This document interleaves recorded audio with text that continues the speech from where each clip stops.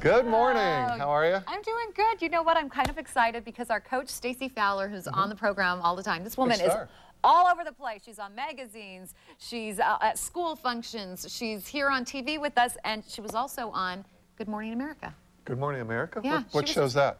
I don't know. I mean, that was some My channel other only goes to channel 9. Yeah, no, so that's a big deal. ABC, yeah, channel 7. National, Very good, giving little healthy tips for your kids. So absolutely exciting. We're going to talk to her about it later. And what's cool about that is that she actually showed up on our little show after doing the big show. So I know. Come on that's now. That's impressive, Stacey. Thank you very much. And then later today, Luke Perry. Yes. You have to wait until you see Denise and Luke Perry. It's. Oh, come on. I don't want to say anything more. Just keep watching. You know, my sister always makes fun of, even my husband's like, God, you were just like giddy when you talk to those people. What's wrong with you? Well, it is cool to meet somebody like Luke Perry, and he's such a nice guy, too. Yeah, so we'll talk to him about, and his bull riding experiences, too, a little later in the show.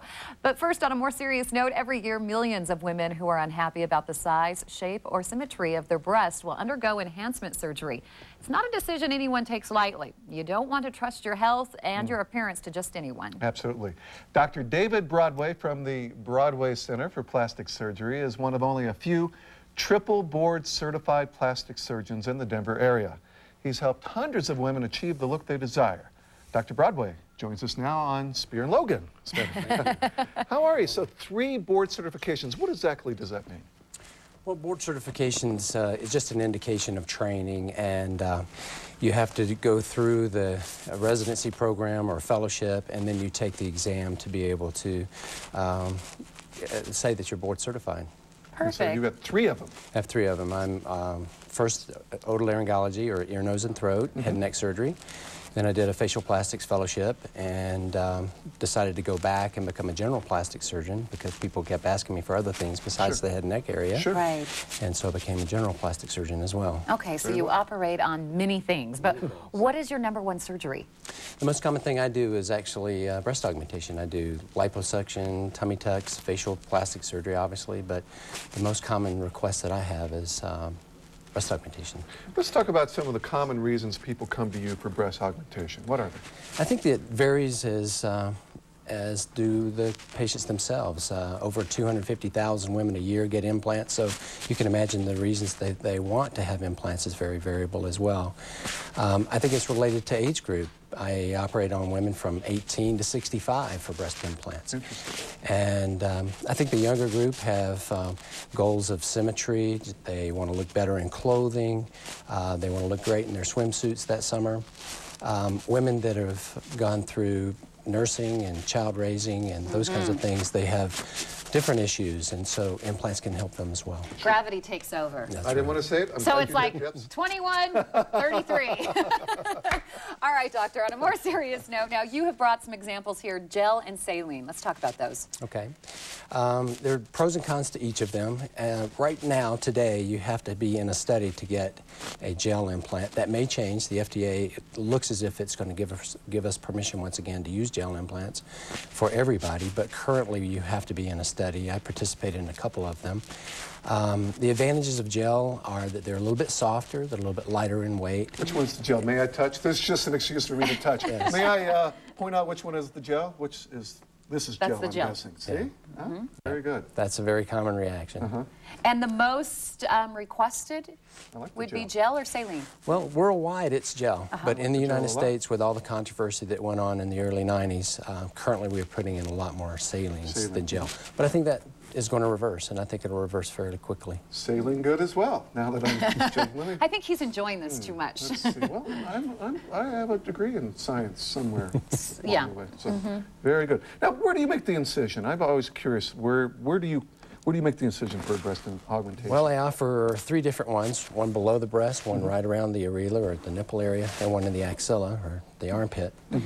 I usually go beneath the breast because that incision gives me direct access to the pocket I create for the implant.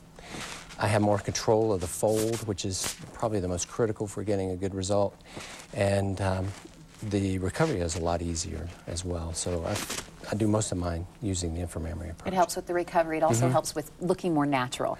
I think I can control the fold a bit. That's better. great. Sure. Okay, now off the air we were talking about behind the muscle. Why do you go underneath the muscle? Well, in most cases, it's going to give you a more natural look. It prevents the shelf look or the edge of the implant being visible.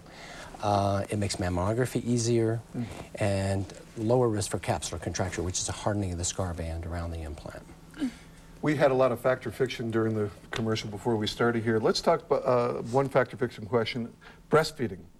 Commonly held feeling is that you can't breastfeed after you have a breast augmentation. Well, actually, you can. I have a good number of patients that have been able to breastfeed afterwards. It does increase the risk that you may not be able to, but I think the vast majority of women are able to. Another question that women ask me is about the silicone. Does silicone get into breast milk? And actually, cow's milk has more. Oh, you're kidding. Interesting. So it wouldn't harm the child, then? No. Okay. What are some of the risks involved? You know, sometimes you hear, oh, maybe it can cause cancer. Is that true or no? Well, specifically, cancer's been looked at in great detail, and actually the women that have implants are at a lower risk. Now, why that would be, we don't understand, but statistically, they're at no higher. The next controversy it got into was autoimmune disease, scleroderma, lupus, those types of things. And again, no risk for that. While there are risks associated with any surgery, the risks for breast augmentation seem to be controllable and very unusual. Okay. A friend of mine also just called me with a question about sensitivity. I mean, I hear that a lot. A lot of people are concerned whether they still have sensitivity. It's a risk. I think it's a very small risk, under 1% to 2%. Most of the time it will recover. Can take a couple of years for that sensitivity to come back, but most women do very well without any problem at all. Very interesting. What one? We haven't pointed out this one. What is this? Well, that's a teardrop-shaped implant. You may have heard about those. And in the saline implants, which we're using the majority of today, I don't think it offers a lot of benefit. But as we get more accustomed to and start to use gel implants much more frequently, I think we'll start to see more and more of the teardrop. And it will give more of a natural look, especially in a thin woman that doesn't have a lot of breast tissue, especially up top where that transition is coming in. That makes absolute sense. I assume most people are very happy with their procedures. You know, this is one of the most fun things I do because patients really are happy with them. They're able to get back to their normal activities and lifestyle, and I think they give me more kudos than any other procedure that I do, and I really enjoy doing them. Well, cool. Well, thanks for coming back on the show. We appreciate it. And you know what? You better take these before Scott takes them home. I didn't get Scott a chance might to run enjoy with the them. tear-shaped, but If you'd like more information about breast augmentation at the Broadway Center for Plastic Surgery, just give them a call, 303-680-8989, or go online to BroadwayPlasticSurgery.com. Dr. Broadway is triple board certified. He works with each patient to achieve the individual results that they're looking for.